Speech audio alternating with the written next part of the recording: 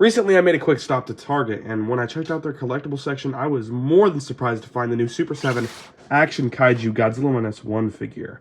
These seem pretty interesting to me because they seem to be a halfway between the typical Super 7 minifigures and the Ultimate figures, being a 5-inch scale, a little bit cheaper, but still pretty overpriced. And they're packed with some articulation. Riveting tape, here we go.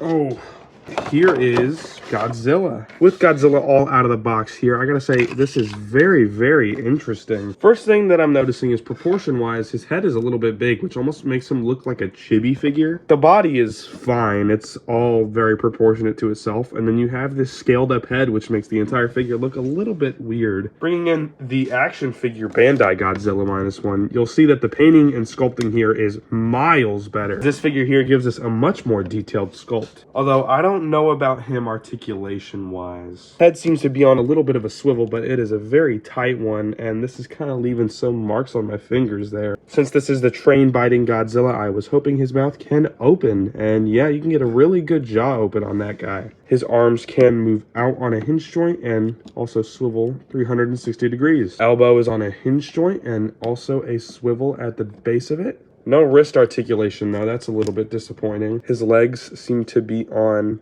ball joints at the very base of them, which allows for some decent range there. He can kick about that far, back about that far, and he can't really do the splits. There is a hinge joint at the knee that also swivels, along with a final ankle hinge and swivel, so some very nicely articulated legs. The tail is very rubbery back here, as it is actually a ball joint and a bendy wire instead of a bunch of smaller ball joints.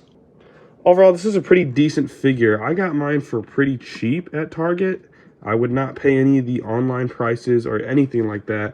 This figure is definitely not worth that exorbitant of a price. I didn't even know it costed that much before I looked it up. But the painting and sculpt work here is really nice, especially that head sculpt. I just wish it wasn't so big. And of course, he comes with this smashed up train minifigure or mini piece accessory. So you can shove that in his mouth, and I think I'll definitely be displaying him like that. Looks goofy, looks silly, but it looks great. 7 out of 10.